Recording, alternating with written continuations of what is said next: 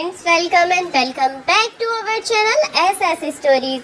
So friends, first of all I'm sorry because मैं आपके लिए डेली स्टोरीज नहीं डाल पा रही थी, बट आई ट्राई कि मैं आगे से आपके लिए टाइम टू टाइम स्टोरीज लाती रहूं। तो चलिए बढ़ते हैं कहानी की ओर और बाकी बातें बाद में। नंदिनी, तुम एक काम क्यों नहीं करती बेटा? जब तुमसे इतना काम नहीं हो रहा तो क्यों ना एक काम वाली को रख लें, इससे काम में तुम्हारी मदद हो जाएगी। राजेश्वरी जी ने अपनी बहू नंदिनी से कहा तो नंदिनी अपनी सास से बोली, बोलने और करने में बहुत अंतर है माँ जी, लेकिन अब आपने तो कह दिया, लेकिन मैं आपके बेटे से कहूँगी तो मुझे दुनिया भर की बातें सुना देंगे कि पूरे दिन घर में बैठी बैठी क्या करती हो, तुमसे तो घर के काम भी नहीं होते और न जाने क्या क्या सुना देंगे। राजेश्वरी जी बोली, अच्छा ऐसे कैसे सुना देगा? अगर तुझे इस बात से डर लग रहा है तो तू बता मुझे, मैं उससे बात कर लेती हूँ, उसे अच्छे से समझा दूंगी। तो नंदिनी बोली, नहीं माँ जी, रहने दीजिए, बिना बात ही मेरे ऊपर ही गुस्सा करेंगे।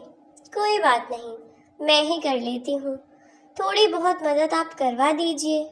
अब एक इंसान सुबह से शाम तक लगा रहेगा, सारा काम एक इंसान के ऊपर छोड़ दिया जाए तो टाइम तो लगेगा ही ना।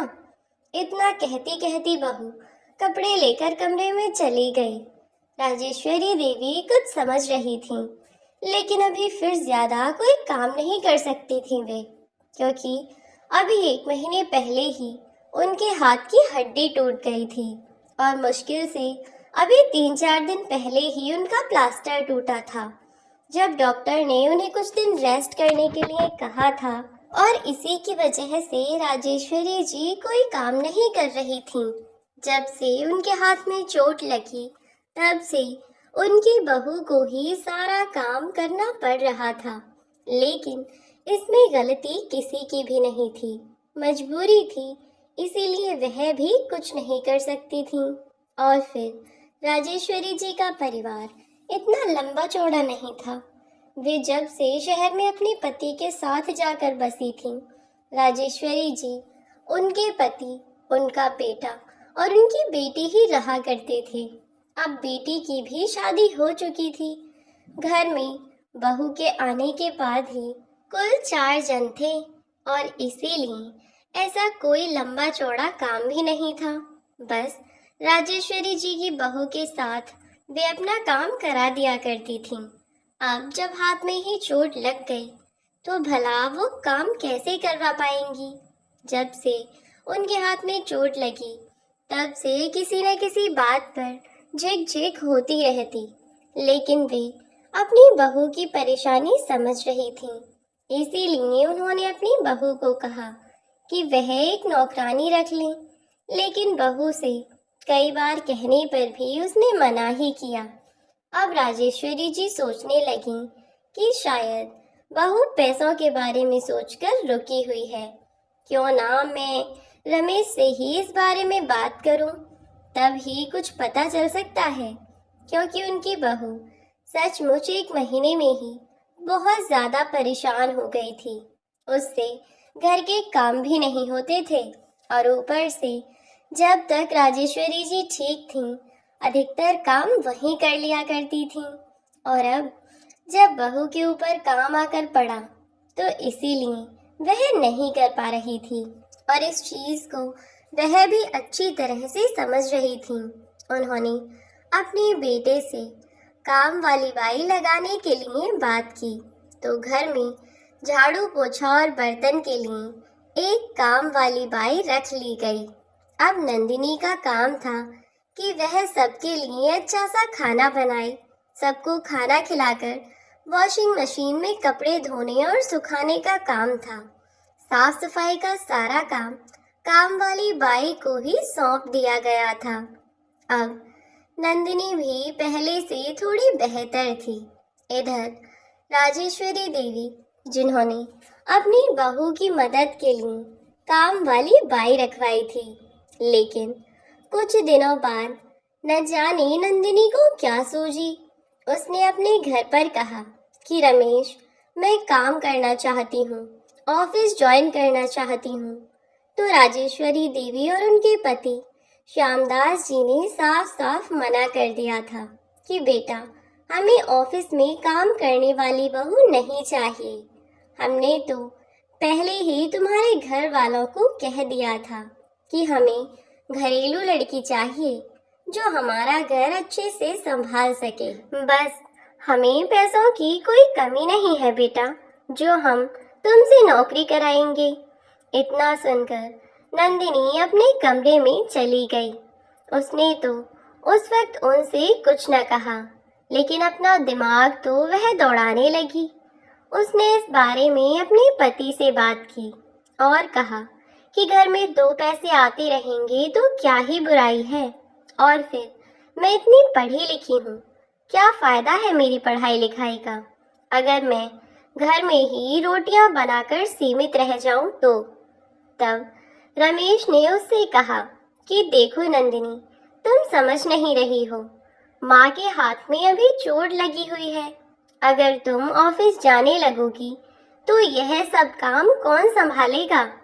और फिर घर में गृहिणी का काम संभालना सबसे बड़ी जिम्मेदारी का काम होता है, और मुझे पता है कि तुम बहुत जिम्मेदार हो। उसने अपनी पत्नी को मनाने की कोशिश की, लेकिन उल्टा वह मुंह बनाकर बैठ गई और बोली कि तुमसे तो कुछ भी कह लो, तुम तो सुनने से रहे, बस माँ की हाँ में हाँ मिलाते रहते हो, मेरी तो हर बात पर ऑब्जेक्शन उठाते हो। आखिरकार नंदिनी ने उसे पता नहीं क्या क्या सुनाया, और अब नंदिनी तो कुछ सुनने को तैयार ही नहीं थी, बस अब अपनी जिद पर अड़ी रही। जब नंदिनी ने गुस्से में आकर सुबह नाश्ते में कुछ नहीं खाया और फिर दोपहर में भी उसने कुछ नहीं खाया, तो उसकी सास राजेश्वरी जी उसके लिए उसके कमरे में खाना लेकर पहुंची और बोली, बेटा तू परेशान मत हो, अगर तेरा मन है, तू जॉब करना चाहती है तो चल, एक बार मैं रमेश से बात करके देखती हूँ, पर कोशिश करूँगी कि मैं उसे मना सकूँ, उसे मनाने की हर कोशिश करूँगी। तू ऐसे नाराज होकर मत बैठ, कम से कम खाना तो खा ले। जब उसने खाना खा लिया तो उसकी सास ने अपने बेटे से बात की। उसने अपनी माँ से कहा कि माँ, आप परेशान मत होइए, मैं नंदिनी से बात करता हूँ, उसे समझा दूंगा। रमेश ने नंदिनी से बात की तो बोला, नंदिनी, अगर तुम घर का काम करते हुए ऑफिस संभाल सको तो ही नौकरी करने के बारे में सोचना, क्योंकि माँ घर का काम नहीं कर पाएंगी, और फिर भी अगर तुम्हें जॉब करने का भूत सवार है तो तुम शौक से करो, लेकिन एक बहू की जिम्मेदारियां निभाते रहनी होंगी। और एक और बात, यह काम वाली बाई मैंने कुछ दिन के लिए ही लगाई है। अब ऐसा तो है नहीं कि मैं कोई बहुत बड़ा महाराज हूँ जो मेरे यहाँ 2-4 नौकर लगे रहें। एक साधारण सा आदमी हूँ, मेरी तनख्वाह में परिवार को अच्छी जिंदगी ही दे सकता हूँ मैं, इसीलिए काम वाली को मैं अगले महीने से फ्री कर दूंगा, इसीलिए पहले ही बता रहा हूँ, फिर मुझसे मत कहना कि बताया नहीं था। इस कंडीशन पर रमेश ने जॉब के लिए हाँ कह दी। बस फिलहाल तो नंदिनी को जॉब करनी थी। अब वह बड़ी खुशी खुशी उसने हामी भर दी और अब वह नौकरी पर जाने लगी थी। जब नंदिनी जॉब पर जाने लगी तो सुबह अधिकतर ही वह लेट उठती थी। काम वाली बाई बस झाड़ू पोछा किया करती थी, बाकी का खाना पीना बनाना तो खुद का ही काम था।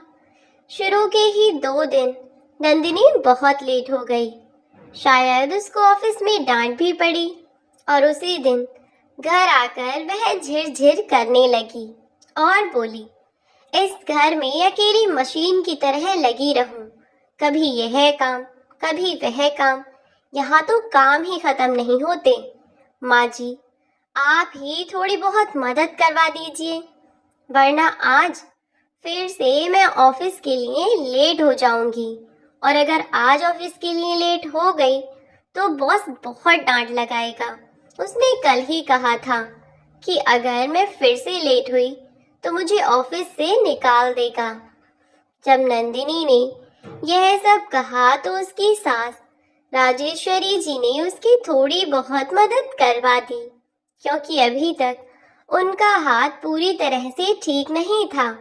अब सुबह को उन्होंने अपनी बहू की मदद कर दी, लेकिन बहू के जाने के बाद पूरे दिन उनके हाथ में बहुत दर्द रहा। लेकिन उनकी बहू को तो यह पता ही नहीं था। शाम को जब वह ऑफिस से वापस आई तो उसने देखा कि किचन में अभी कुछ भी नहीं बना था। तो वह फिर से झंझलाने लगी और बोली, अरे यार, अभी तक कुछ नहीं बना है। माँ जी, कुछ नहीं तो सब्जी ही बना ली होती। पर नहीं, आपने सोचा होगा कि बहू वहां बैठकर आएगी, घर आकर खुद बना लेगी। पता नहीं क्या सोचते हैं आप लोग, जैसे ऑफिस में सब बैठने के पैसे देंगे। इतना बड़बड़ाती हुई वह किचन में चली गई। राजेश्वरी जी अपनी बहू से बोली, बेटा नंदिनी, तेरे जाने के बाद हाथ में बड़ा दर्द हो रहा था, इसीलिए कोई काम नहीं कर पाई।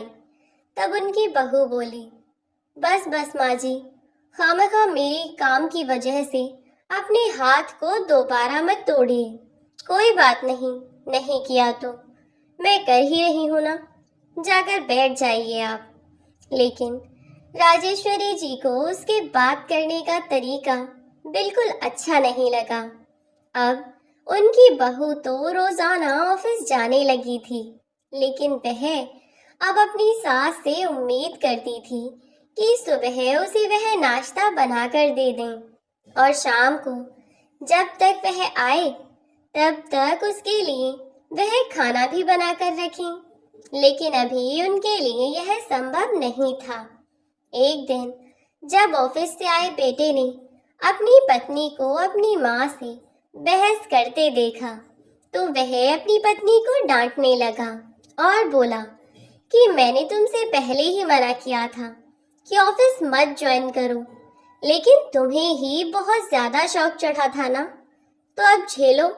माँ से फालतू में तुम बहस मत करो नंदिनी, तुम्हें पता है ना कि उनके हाथ में कितनी चोट है।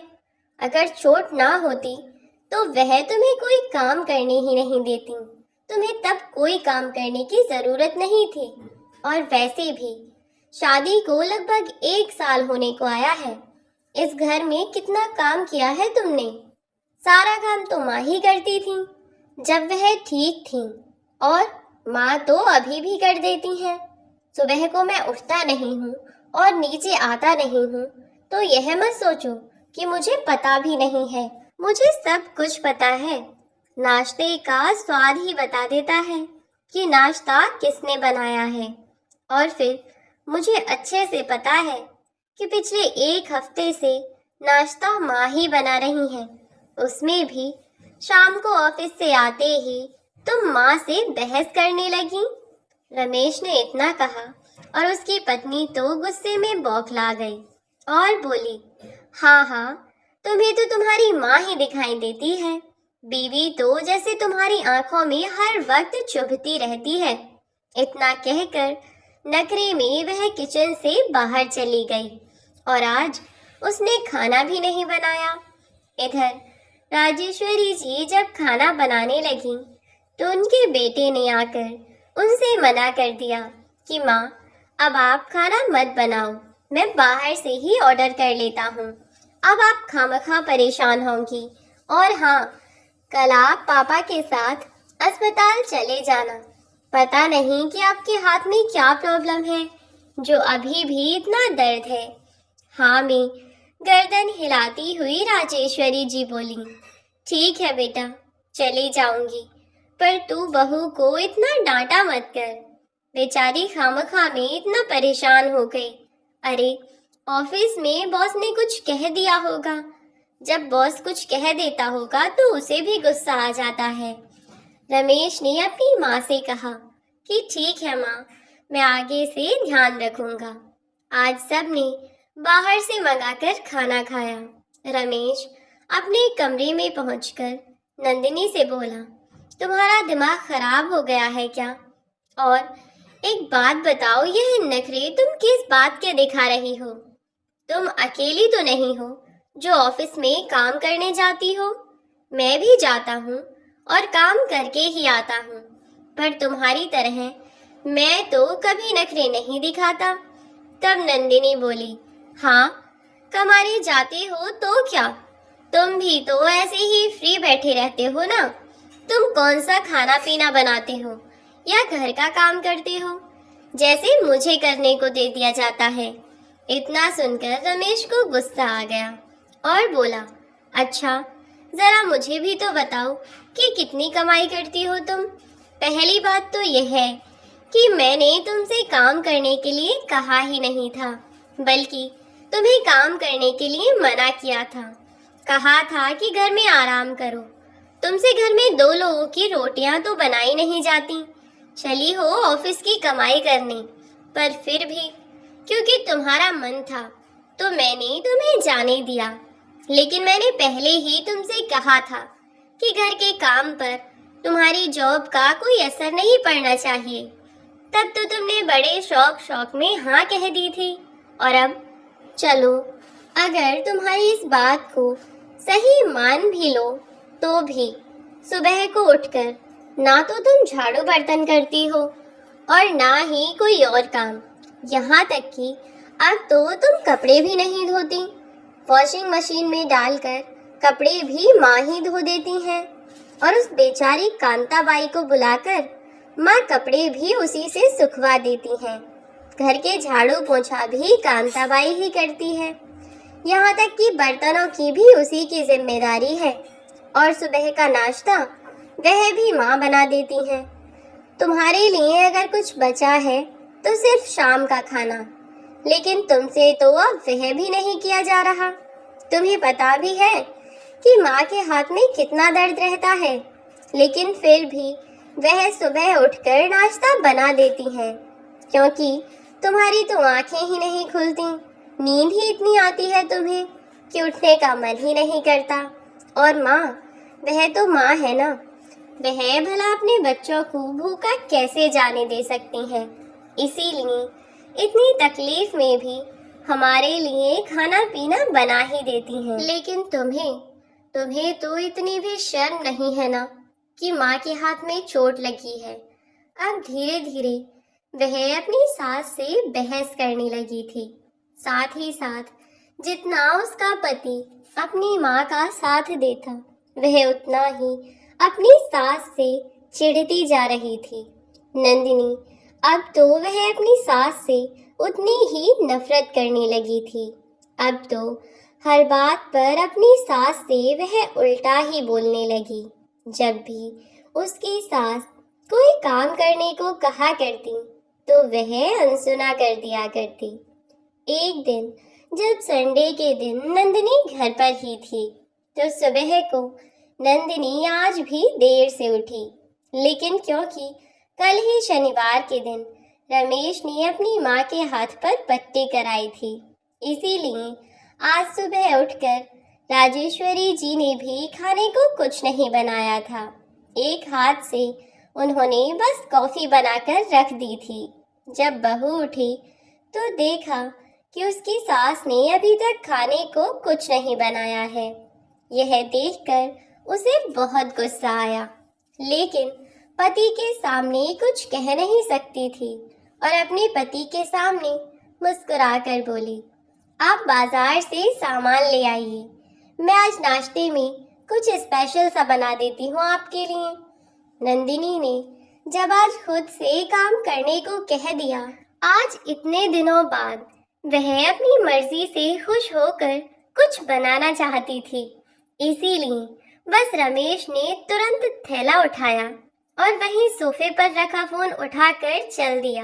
इधर पति के निकलते ही नंदिनी गुस्से से तेज बोलती हुई अपनी सास से कहने लगी कि इतना समय हो गया, सूरज सिर पर आ गया, पर आपको आपको इतनी भी शर्म नहीं है कि चलो बहू बेटे सो रहे हैं तो उनके लिए कुछ बना ही दूं।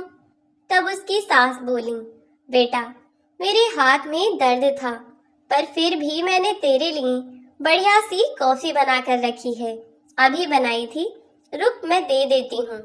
अंदर किचन में से कप उठाकर कॉफी को गैस से उतारने ही वाली थी कि उनकी बहू ने गुस्से में कहा, खाली कॉफी का क्या मैं अचार डालूं? बिना नाश्ते की यह कॉफी किस काम की? इतनी तेज नंदिनी चिल्लाई तो उसकी सास राजेश्वरी जी एकदम से सहम गईं और बोली, बेटा तू इतनी तेज क्यों बोल रही है?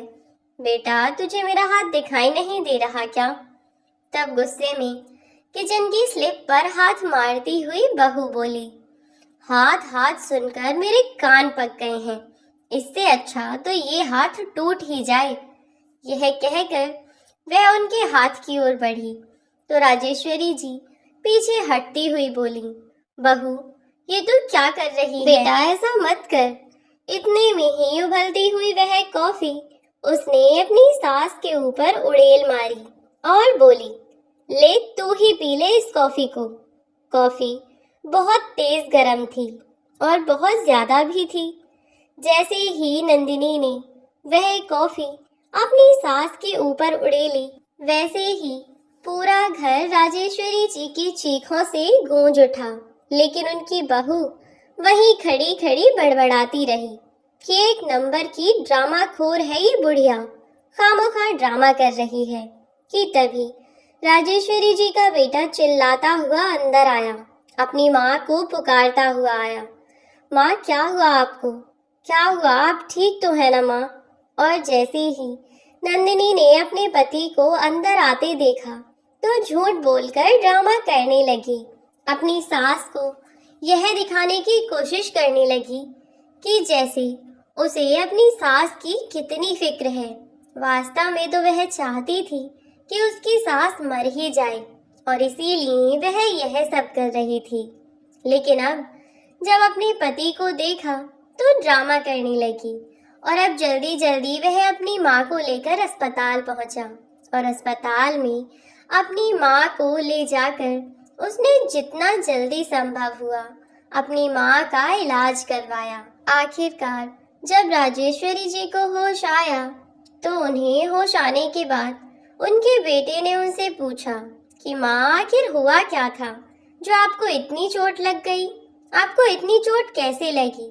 तब राजेश्वरी जी, जो कि इस बार भी अपनी बहू नंदिनी की गलती छुपाना चाहती थीं, लेकिन फिर उन्हें अपनी एक सहेली की बात याद आ गई कि कई बार इंसान जिन चीज़ों को छोटी छोटी बात समझ करके नज़रअंदाज कर देता है, वह बातें उनके लिए बाद में बहुत दुखदाई साबित होती हैं और हमेशा ही जुल्म करने से ज़्यादा बड़ा गुनहगार सहने वाला होता है, क्योंकि उसके जुल्म सहने के कारण ही जुल्म करने वाले को इतनी ताकत मिलती है कि वह बार बार ऐसे घिनौने कदम उठाता है और दूसरों को परेशान करता है।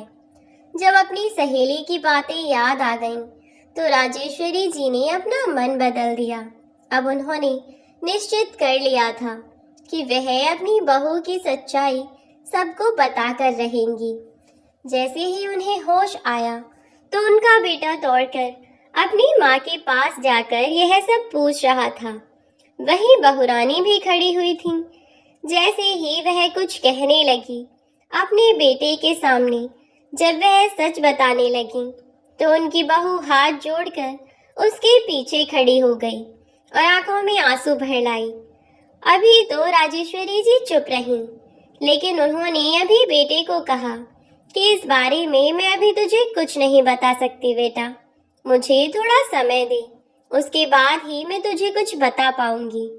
क्योंकि यह बात उन्होंने बहू के सामने नहीं कही थी। और जब अब वह घर आई तो उनका बेटा अपनी पत्नी के साथ सामान्य व्यवहार कर रहा था। तो फिर से नंदिनी को रमेश का व्यवहार देखकर लगा कि उसकी सास ने रमेश से झूठ बोल दिया है कि गलती से ही कॉफी उन पर खुद ही गिर गई थी और वह जल गई। इसीलिए नंदिनी ने फिर से अपना वही रूप दिखाना शुरू कर दिया और अपनी सास के साथ फिर से पहले की तरह बदतमीजी करने की कोशिश करने लगी। अभी अस्पताल से आए हुए उन्हें पूरा एक दिन भी नहीं बीता था और वह हर बात को लेकर बस उन्हें सुनाने लगी हुई थी। कहीं न कहीं राजेश्वरी जी इसीलिए भी चुप थीं, क्योंकि उन्हें पता था कि उनका बेटा रमेश जितना प्यार अपनी माँ को करता है उतना ही अपनी पत्नी को भी करता है। यदि वह उसे कुछ भी बताती हैं तो रमेश धर्म संकट में पड़ जाएगा। उसे समझ ही नहीं आएगा कि वह किसकी बातों पर यकीन करे और किसकी बातों पर नहीं। और यह निश्चित सी बात थी कि नंदिनी अपनी गलती भला क्यों मानने लगी। वह तो यही कहती कि मैंने यह सब नहीं किया।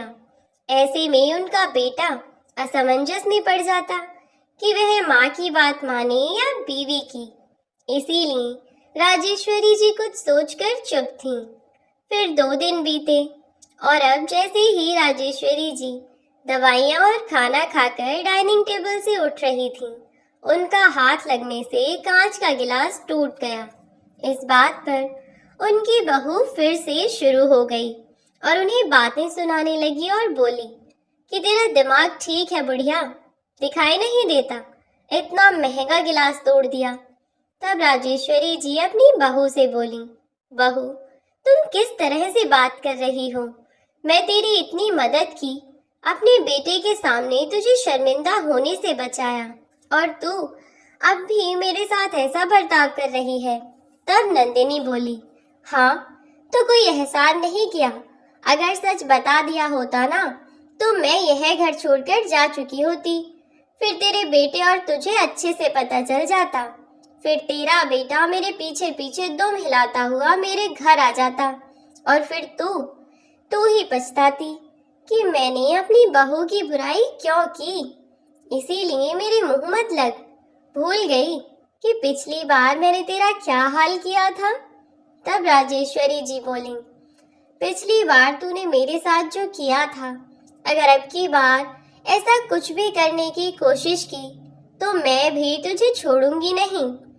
तब उनकी बहू उनके इस हाथ को मरोड़ने लगी जिस हाथ में चोट लगी हुई थी और उनके जले हुए पैर को दबाने लगी, उन जख्मों को दुखाने लगी और बोली, आया मजा? अगर मुझसे बहस करेगी तो ऐसा ही करूंगी। और हाँ, इस बार तो बस तेरा थोड़ा सा शरीर जला है। अगर मुझसे जुबान जोरी की ना और अगर मेरी बात नहीं मानी तो अगली बार किचन में तुझे तेरी लाश मिलेगी, पूरी की पूरी जलाकर फेंक दूंगी तुझे। तेरी चिता को अग्नि देने की भी जरूरत नहीं पड़ेगी, समझी?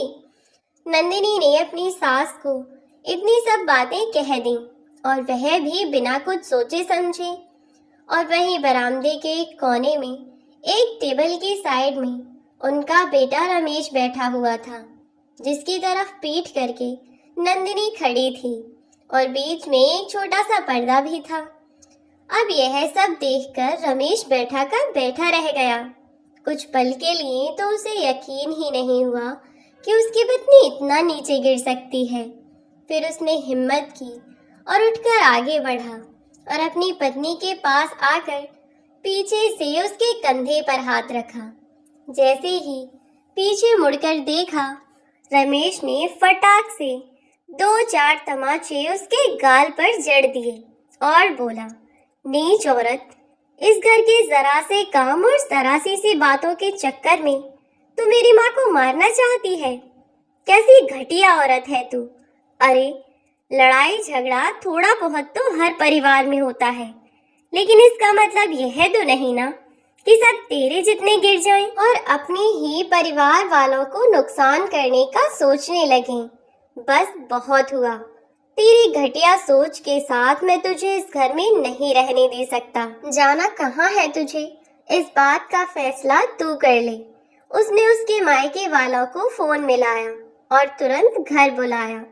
जब नंदिनी के मायके वाले घर पहुंचे तो रमेश ने उन्हें सारी बात बताई और कहा कि अब आप बताइए, आप अपनी बेटी को अपने साथ ले जा रही हैं, या मैं इसे इसके दूसरे ससुराल भेज दूं। वैसे भी पुलिस को मैंने फोन कर ही दिया है, किसी भी वक्त आती ही होगी। आप एक बार अपनी बेटी से अच्छे से मिल लीजिए और जान लीजिए कि इसने ऐसा क्यों किया, क्योंकि मैं इसे ऐसे ही तो नहीं छोड़ सकता जिसने मेरी माँ को जान से मारने की धमकी दी है। यहाँ तक कि इसने तो उनका हाथ और पैर भी जलाया था। अब भला मैं इसे कैसे जाने दे सकता हूँ? इसे इसके बुरे किए कर्मों की सजा तो भुगतनी ही होगी। जब वे लोग कहने लगे कि बेटा तुम्हें कोई गलतफहमी हुई होगी, आखिर ऐसा नहीं हो सकता, हमारी बेटी ऐसा कैसे कर सकती है? तुम्हारी माँ को जब चोट लगी थी तो हमारी बेटी कितनी परेशान थी, वह रोए जा रही थी। तब फिर सच्चाई तो राजेश्वरी जी ने बताई कि दरअसल राजेश्वरी जी ने अपनी बहू की आंखों में आंसू देखकर यह सोचा था कि चलो इसे माफ कर देते हैं, लेकिन नहीं, यह तो इस लायक ही नहीं थी। घर पर आने के बाद 2 दिन बाद ही इसका रूप बदल गया और आज भी यह मुझे ऐसी ही धमकी दे रही थी जैसे पता नहीं मुझे जान से मार ही देगी।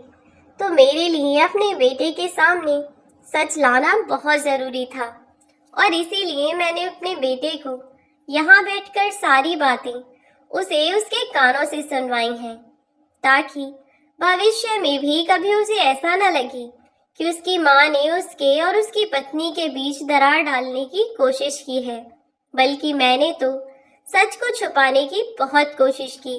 लेकिन जो लड़की आज इतनी इतनी सी बातों पर इतने गुस्से में है कि मुझे मारने तक को तैयार है, कल को अगर कोई बात हो गई तो वह मेरे बेटे को कुछ नहीं करेगी, इस बात की क्या गारंटी है? और मैं अपने ऊपर कोई भी जुल्म बर्दाश्त कर सकती हूँ, पर अगर मेरे बेटे को कुछ हो गया तो मैं क्या करूँगी? ऐसी आधी पागल लड़की को हम अपने घर में नहीं रखना चाहते। अब इतनी ही देर में वहाँ पुलिस भी आ पहुंची और पुलिस वालों को भी राजेश्वरी जी के बेटे रमेश ने सारी बात बता दी। इत्तेफाक से उनमें से एक लड़का रमेश को जानता था। रमेश पहले ही उससे मिल चुका था और अब जब ऐसा कुछ रमेश के परिवार के बारे में पता चला तो रमेश ने अपनी पत्नी को सबक सिखाने के बारे में कहा। और क्योंकि नंदिनी भी अब अपने मुंह से सच स्वीकार करने को तैयार ही नहीं थी, ना ही अपनी गलती मानने को तैयार थी, लेकिन रमेश उस पर हाथ उठाकर खुद की नजरों में नहीं गिरना चाहता था। किसी इंसान को वह जानवरों की तरह नहीं पीटना चाहता था। इसीलिए उसने उन पुलिस वालों को उसकी सारी हरकतें बताईं और साथ ही उन्हें यह भी समझा दिया कि लोगों को नंदिनी से सच पूछना होगा। अब पुलिस वालों को तो सच जानना ही है, चाहे किसी भी कीमत पर हो। उन लोगों ने लेडी कांस्टेबल को बुलाकर जब तक नंदिनी वहां रही तब तक उसकी खूब कुटाई की और बार बार उसे यही कहते रहे कि अब बताओ तुझे कैसे लग रहा है, अपनी बूढ़ी सास को मारते हुए तुझे शर्म नहीं आती? अरे क्या वही बूढ़ी है? जब तू बूढ़ी होगी तब पता चलेगा, तेरी तो जवान हड्डियां भी दर्द बर्दाश्त नहीं कर पा रही। फिर वह बूढ़ी औरत भला कैसे बर्दाश्त करती होगी, सोचा है तूने? नंदिनी को खूब मार पड़ी। वह बेचारी जब अपना जुर्म कबूल कर चुकी थी उसके बाद भी उसे खूब पीटा गया और फिर अगले दिन उन लोगों ने रमेश के घर खबर भिजवा दी कि नंदिनी अपना जुर्म कबूल कर चुकी है, आगे क्या करना है वह लोग बताएं। तब नंदिनी के परिवार वाले हाथ जोड़कर उन लोगों से विनती करते हुए कहने लगे कि हमारी बेटी को माफ कर दीजिए, आज के बाद ऐसा कभी नहीं होगा। लेकिन रमेश ने सोच लिया था कि जिस लड़की ने उसकी माँ के साथ इतना बुरा बर्ताव किया और जिस तरह से उसने अपनी माँ को धमकी देते हुए उसे सुना था कि अगर उन्होंने उसकी बात नहीं मानी तो वह उन्हें जान से मार देगी और घर में यही कहीं उनकी लाश पड़ी होगी। यह सब सुनने के बाद तो रमेश की बिल्कुल भी हिम्मत नहीं थी कि वह अपनी पत्नी को अपनी माँ के आसपास भी भटकने दे। उसने अपने सास ससुर को कह दिया कि या तो मैं आपकी बेटी से तलाक लूंगा या फिर इसे जेल में पहुंचाकर ही रहूंगा। जब नंदिनी को रमेश ने तलाक की बात कही तो उसे बहुत दुख हुआ और वह फूट फूट कर रोने लगी। रमेश से माफी मांगने लगी, लेकिन उसने उसे माफ नहीं किया। नंदिनी को अपने पति से बहुत लगाव था, जैसे कि हर एक पत्नी को होता है। तब नंदिनी ने अपनी सास के पैरों में गिरकर उनसे माफी मांगते हुए कहा था कि माँ जी, आप मुझे जो सजा देना चाहती हैं मुझे मंजूर है, लेकिन प्लीज इन्हें समझाइए कि मुझे तलाक ना दें, मुझे खुद से अलग ना करें। मैं इनसे दूर होना नहीं चाहती माँ जी। तब राजेश्वरी जी ने अपनी बहू की तब तो एक बात नहीं सुनी थी, क्योंकि वह एक नंबर की नाटकखोर लड़की थी। लेकिन जब कुछ दिनों तक, लगभग साल भर तक वह ऐसे ही केस की तारीखें करती रही, तो राजेश्वरी जी के पास आकर वह अक्सर ही उनसे माफी मांगा करती थी और रमेश से भी। तब राजेश्वरी जी ने केस वापस लेने का निश्चय कर लिया और कहा कि वह केस वापस लेने को तैयार है, लेकिन बाकी का फैसला रमेश का होगा।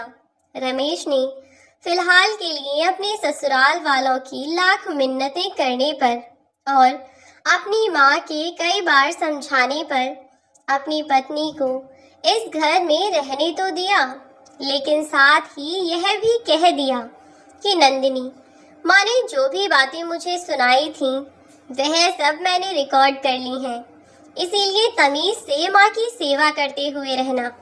अगर गलती से भी मुझे दोबारा पता चला तो यकीन मानो कि यहाँ तुम माँ को मारने की कोशिश करोगी और वहाँ मैं तुम्हें जान से मार दूंगा।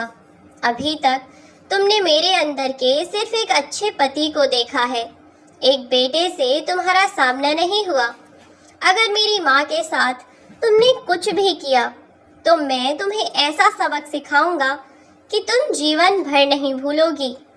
अपनी पत्नी को लगभग धमकी देते हुए रमेश ने घर में रह जाने दिया और पूरे घर में अब उसने कैमरे फिट करवा दिए और अब वह कैमरे से ही सारी चीज़ों को मॉनिटर किया करता कि नंदिनी क्या कर रही है और उसकी माँ का ख्याल रख रही है या नहीं। नंदिनी भी अब कई चीज़ों के दबाव में थी, चाहकर भी वह अपनी सास को नुकसान नहीं पहुंचा सकती थी, इसीलिए वह भी अपनी सास का अच्छे से ध्यान रखती थी। और अब रमेश और उसकी माँ खुशी खुशी परिवार में एक साथ रहते हैं, साथ में नंदिनी भी है। लेकिन अभी तक रमेश ने उसे अपने परिवार के हिस्से की तरह स्वीकार नहीं किया है। केवल उसके बुरे कर्मों के कारण वह इस घर में तो है, लेकिन इस परिवार से बाहर है। घर में रहने के बावजूद भी उस परिवार का हिस्सा नहीं है, पर शायद वह सच्चे दिल से कोशिश करे तो उसका पति एक न एक दिन उसे माफ कर दे। पर सच तो यह है कि जब इंसान के कर्म बुरे हों तो उसका फल भी उसे बुरा ही भुगतना पड़ेगा। तो बस अपने बुरे कर्मों का बुरा फल भोग रही थी नंदिनी। इस उम्मीद में थी कि अब के किए हुए उसके इन अच्छे कर्मों का शायद उसे एक न एक दिन अच्छा फल जरूर मिलेगा। फ्रेंड्स, अगर आपको कहानी अच्छी लगी हो तो इसे लाइक करके शेयर कर दें अपने दोस्तों के साथ और हमारे चैनल को सब्सक्राइब भी ज़रूर कर दें अगर आप इस चैनल पर पहली बार आए हैं तो। अब मिलते हैं नई वीडियो में।